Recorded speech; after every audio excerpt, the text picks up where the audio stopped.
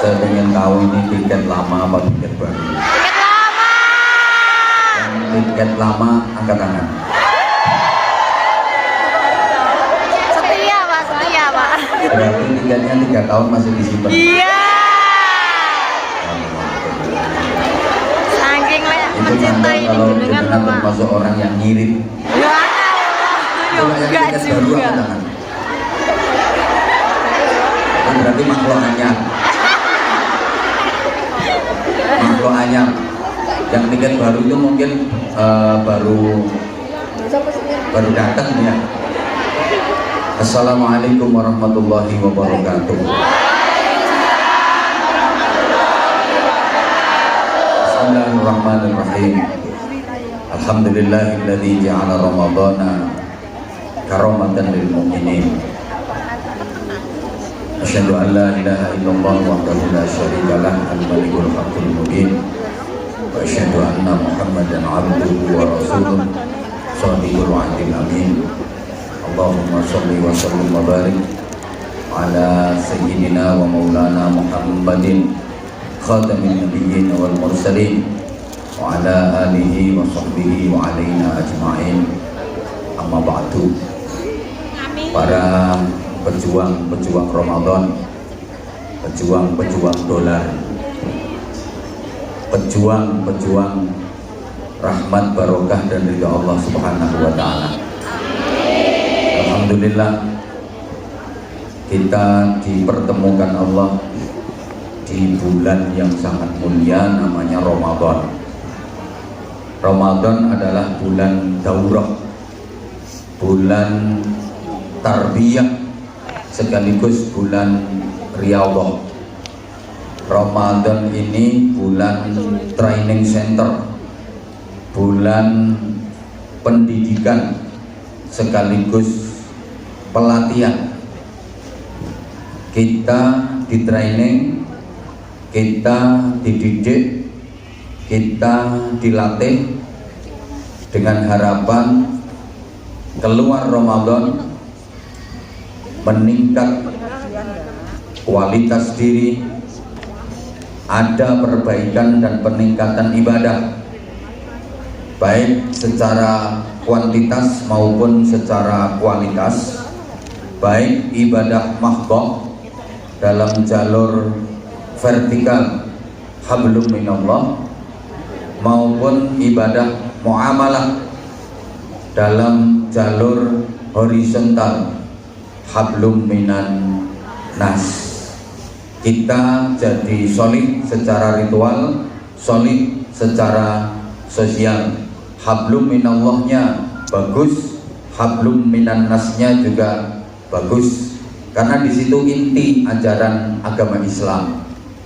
Saya sudah sering sampaikan, setiap ibadah ritual pasti terkandung nilai sosial. Setiap ibadah sosial pasti mengandung nilai ritual. Ibadah yang hablum minallah pasti ada nilai hablum minan nas. Ibadah yang hablum minan nas pasti ada nilai hablum minallah. Memang di situ inti ajaran Islam. Salat itu diawali dengan niat bareng takbiratul ihram, Allahu Akbar. Itu simbol hablum minallah, karena Allahu Akbar mengagungkan Allah, simbol hablum minallah. Dan salat diakhiri dengan salam, Assalamualaikum warahmatullahi, toleh kanan, Assalamualaikum warahmatullahi, toleh kiri, toleh kanan kiri sambil menebar salam, kedamaian, kasih sayang. Ini simbol hablum minan nas. Al-Quran dimulai dengan suratul Fatihah, isinya berdoa dan memuji kepada Allah, hablum minallah. Ditutup dengan surah An-Nas, qul a'udzu birabbin nas, simbol hablum minan nas. Semuanya begitu. Kalau ayat Quran itu bicara tentang sholat, aqimus sholat, pasti pasangannya wa atuz zakah, berikanlah zakat. Sholat hablum minallah, zakat berbagi hablum minan nas. Ibadah Ramadan yang kita jalani ini sama, diawali dengan sholat tarawih di malam pertama Ramadan. itu simbol hablum minallah. Ramadan ditutup dengan membayar zakat fitrah, itu simbol hablum minan nas. Semua ibadah dalam Islam begitu. Umrah, haji juga diawali dengan niat ihram, nawaitul hajjah wa ahramtu bihi lillahi ta'ala labbaik Allahumma hajjan, nawaitul umrata wa ahramtu biha lillahi ta'ala labbaik Allahumma umratan. Itu simbol hablum minallah. Dan diakhiri dengan tahallul, mencukur atau memotong rambut kepala, hablum minan das. Dasnya manusia kan, dasnya nas. Semua seperti itu. Nah, Ramadan ini ada kewajiban puasa yang punya nilai luar biasa.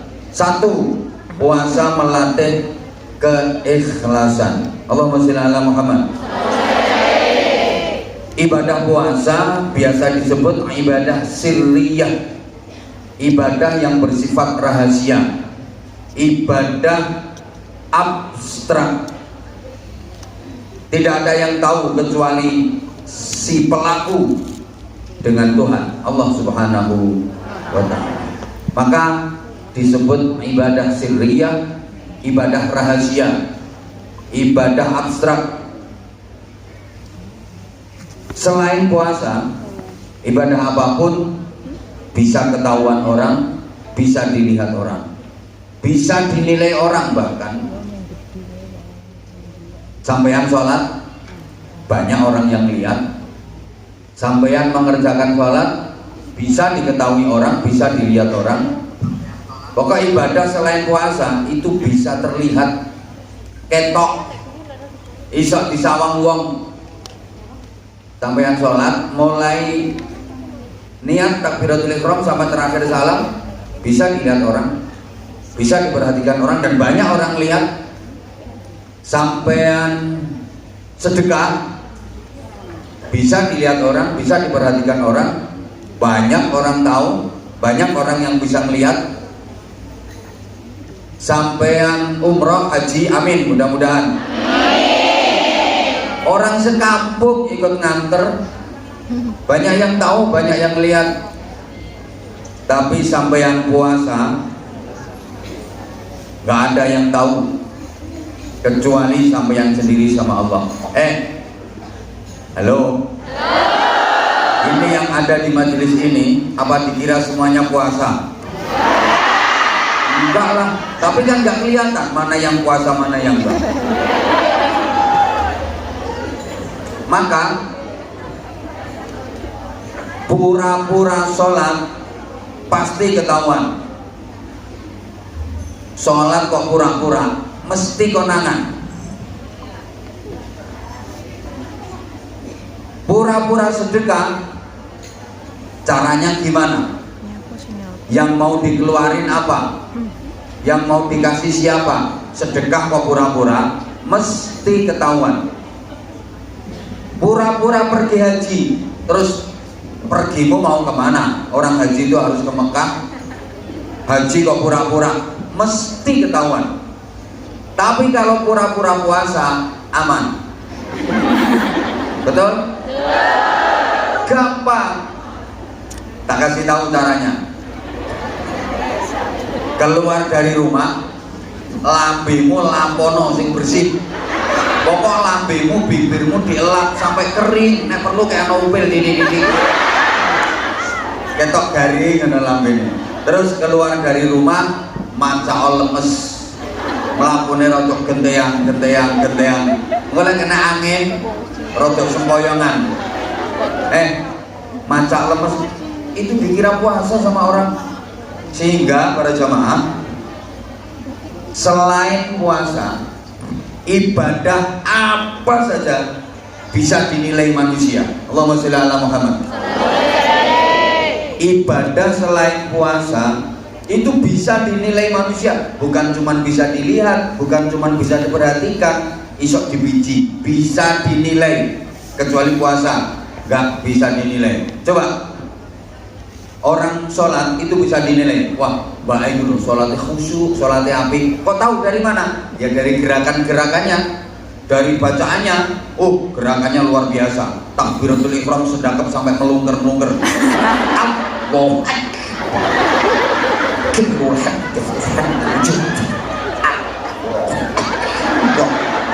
wah Mbak Ayu itu sholatnya khusyuk banget, bisa dinilai kok. Lah kalau Mbak yang itu wah sholatnya nggak khusyuk belas. Kok tahu? Lah wong sholatnya terima Allahu Akbar entul-entul jadi guling-guling entul-entul. Tangi cerekal yang entul-entul jadi guling-guling entul-entul. Tangi meneh entul-entul jadi guling-guling entul-entul. Gobek-gobek. Bisa dinilai. Baca Quran bisa dinilai. Wah itu Mbak kalau baca Quran fasih banget. Dari mana taunya? Ya dari makharijul hurufnya, dari tajwidnya. Wah Mbak itu nggak bisa baca Quran itu. Kok tahu? Bisa menilai kalau nggak bisa baca Quran. Orang bacanya aja nggak lancar, gradul-gradul, tilkar rusul til rusul fadl dol nabak dohum hum. Nggak lancar, bisa dinilai.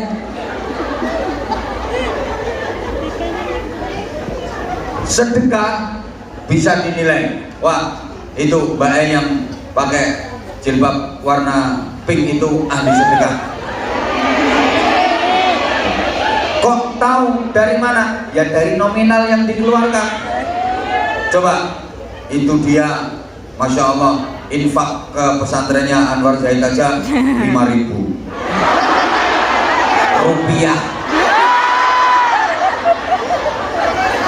5.000 dolar. Jadi sedekah itu bisa dinilai. Itu Mbak yang pakai jilbab warna hitam, wah ahli sedekah. Kok tahu?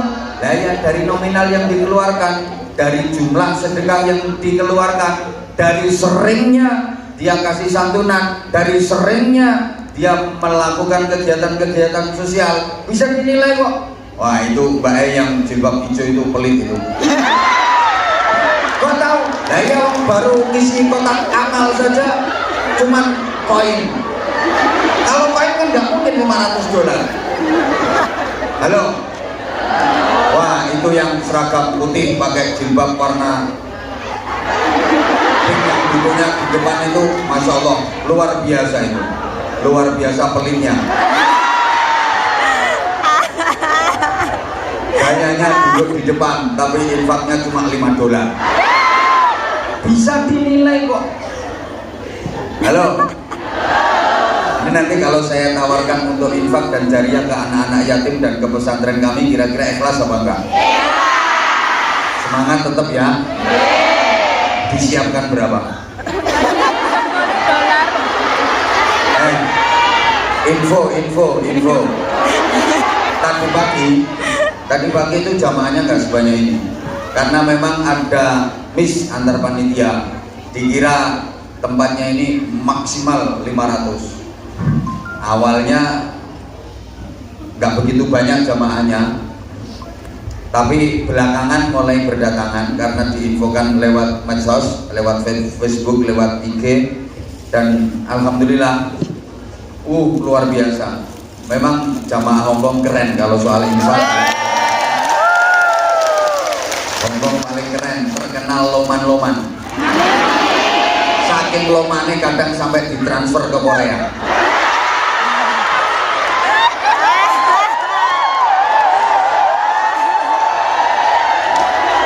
Ini ada yang datang orangnya atas panggung ini orang. Sama tepuk-tepuk tangan yang pakai baju warna putih. Ya Allah ya Karim. Oh pokoknya kalau urusan infak sedekah keren luar biasa. Nah tentu untuk sesi siang ini jamaahnya jauh lebih banyak, insya Allah nanti infaknya juga jauh lebih banyak. Bisa dinilai kok orang ahli infak itu. Wah itu dia sangat dermawan, itu ahli sedekah. Kok tahu? Dia punya anak yatim sekian, dia sering nyantun yatim, dia kalau infak nominalnya selalu gede. Bisa dinilai. Ibadah haji itu bisa dinilai kok. Wah ibu itu hajinya mabrurah. Kok tahu? Dari mana? Dari perubahan perilaku yang menjadi jauh lebih baik daripada sebelum berhaji. Jadi ibadah haji bisa dinilai kok. Itu ibunya hajinya mabrur itu. Kok tahu? Ya, sebelum haji dia pelit, setelah haji tambah loman. Badannya modal. Dulu sebelum haji dia angkuh, tapi begitu pulang dari haji dia jadi. Itu bisa dinilai kok, bisa dinilai. Wah, kalau yang mbak itu, wah, bukan hanya martut itu hajinya, begetut itu. Kok tahu dari mana? Lah pulang haji tambah pelit, pulang haji tambah judes, pulang haji tambah jadi tukang fitnah dan sebagainya. Bisa dinilai. Sholat bisa dinilai khusyuk tidaknya. Baca Quran bisa dinilai manusia pasti tidaknya. Sedekah bisa dinilai dari nominalnya. Haji bisa dinilai mabrur tidaknya. Tapi puasa gak ada orang yang bisa nilai. Wah, itu mbak itu ahli puasa. Lo kok tahu? Dia kurus banget. Apa iya orang kurus ahli puasa? Berarti kalau gitu kayak Bunda Nuris nggak pernah puasa. Nah, kasihan dong yang nggak kurus. Aku mau ngomong gembrot kok gak enak. Yang gembrot nanti tersinggung. Yang lemu pasti tersinggung. Wong saya ngomong gitu aja yang lemu langsung mereng kok. Kenapa sih? Emang ada apa dengan lemu? Lemu itu malah membahagiakan suami. Makin empuk kamu. Mundung-mundung dan bocah sepeda motor iso kocek kabeh. Halo.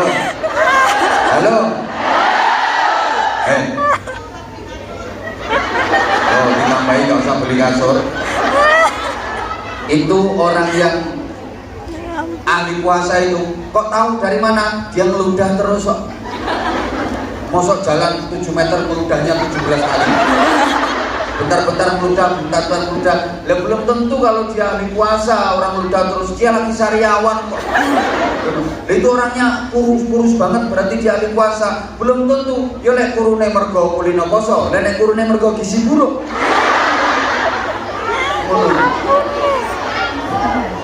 Wah, itu orang ahli puasa itu. Lo kok tahu dari mana? Mbak itu lo yang ahli puasa. Lah ya kok tahu kalau ahli puasa dari mana? Itu dia jalannya mereng-mereng.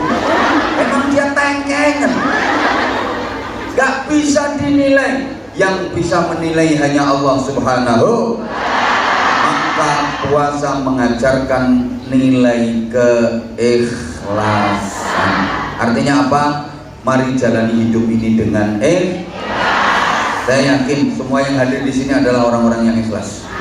Amin. Yakin ini semuanya orang-orang yang ikhlas. Coba di tengah kesibukan kerja, subhanallah, menyempatkan waktu untuk ngaji, coba bayangkan. Maka pahalanya sampai yang ngaji di sini ini jauh lebih besar daripada pahalanya yang berada di pondok pesantren. Kalau di pondok pesantren ngaji lumrah, situasinya mendukung, situasinya menunjang. Neng pesantren gak ngaji kebangetan. Sampean ini loh hidup di lingkungan yang gak jelas.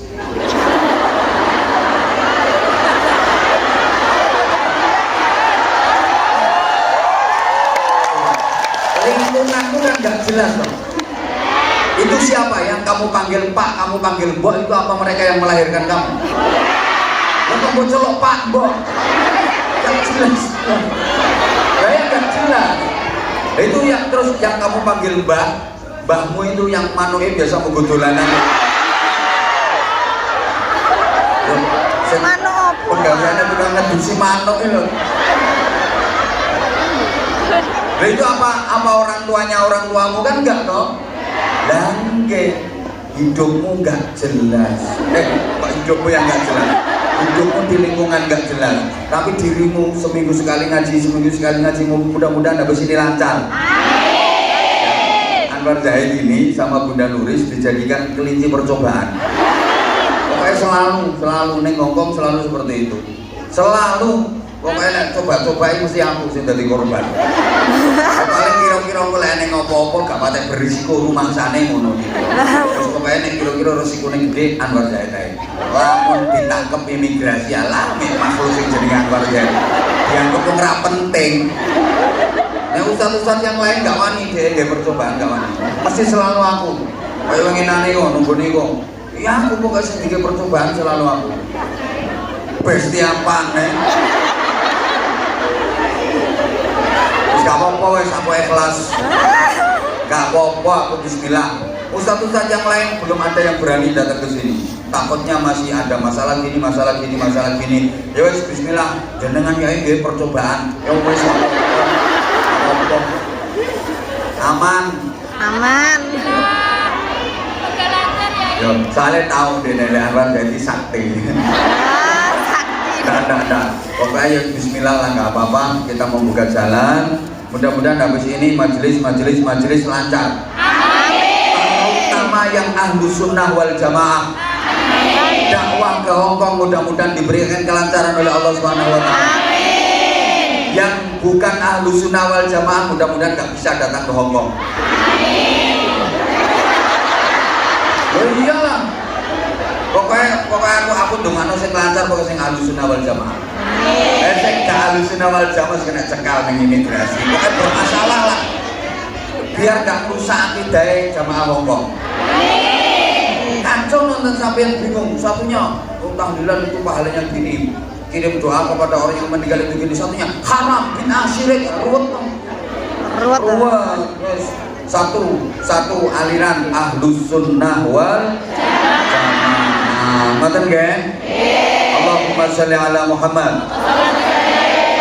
Ayo kita diajarkan tentang nilai keikhlasan. Ayo kita ngomong yang ikhlas, kita beramal yang ikhlas, berpakaian juga yang ikhlas.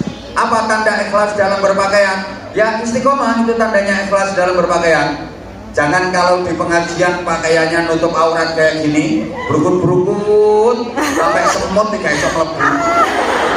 Tapi keluar dari majelis pengajian, udel kemelelet. Itu namanya gak ikhlas dalam berpakaian. Halo, kan tetap bisa toh sambil kerja pakai jilbab kan tetap bisa toh. Bisa. Jilbaban sambil kerja kan tetap bisa toh. Walaupun sampean belum bisa berhijab 100%, belum bisa berhijab 100%, yang hanya kelihatan matanya tok itu. Walaupun zaman belum bisa seperti itu, ya kayak gini lah minimal ini pakaian-pakaian ahli syurga insya Allah. Amin. Tapi ini di bulan Ramadan yang istiqomah ke? Demi Allah, Anda lebih cantik kalau pakaiannya kayak gini. Tapi aku mau pergi ketemu sing dia, ketemu aku. Mening. Teko iki areke teko iki aku kroso. Aku deleng gowedi. Belelek dipamer-pamerno. Gak pantes. Pantesan ini iki lho zaman keren. Cantik. Oke, puasa mengajarkan kita nilai keikhlasan. Berikutnya, puasa juga mengajarkan kita nilai kejujuran. Allahumma sholli ala Muhammad. Coba siang hari bulan puasa, misalnya kayak gini ya, tadi wudhu mau sholat kan wudhu itu ada berkumur. Kamu ilo kemulai gak ngerti berkumur. Gayamu wajah-wajah desa ngono kok gak ngerti berkumur. Ketika kamu iki nek danau teman-teman. Lah aku kemajuan iki ngene. Aku sampai gak sadar lupa. Enggak, aku biasanya kan pakai apa iki jenenge? Apa jenenge? Lagi ini gak nganggur.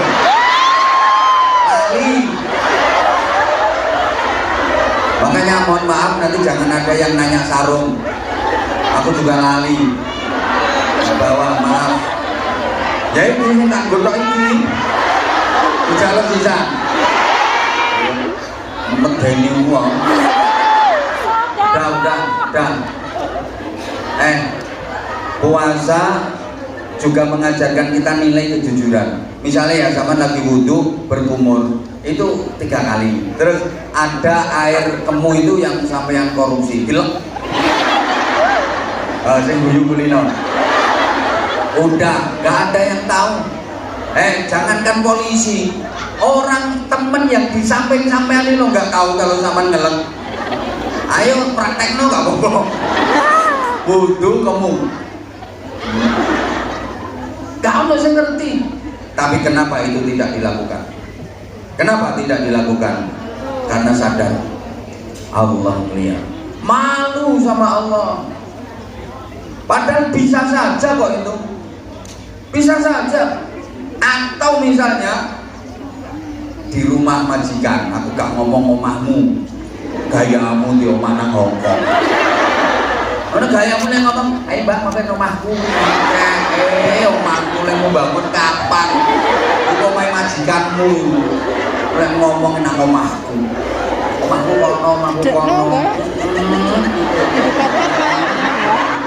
Iso tuh omah ning Hongkong.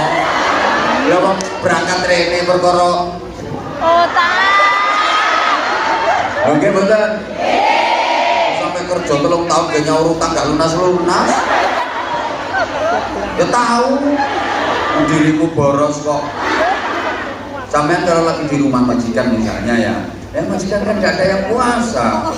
Sampean siang-siang puasa, mbok mokel sak karep-karepmu lah ya iso-iso wae. Tapi kenapa tidak dilakukan? Karena sampean jujur, zaman tahu dan yakin Allah mengawasi. Coba alangkah indahnya kalau ini kita terjemahkan dalam hidup kita sehari-hari. Selalu merasa dilihat oleh Allah, selalu merasa diawasi oleh Allah. Alangkah indahnya hidup kita kalau fakta kejujuran ini kita terjemahkan dalam hidup kita, kita aplikasikan dalam hidup kita. Ada kesempatan untuk ngambil duit misalnya, gak ada yang tahu, gak ada yang lihat. Allah tahu, Allah melihat. Luar biasa. Puasa mengajarkan kepada kita tentang nilai kejujuran.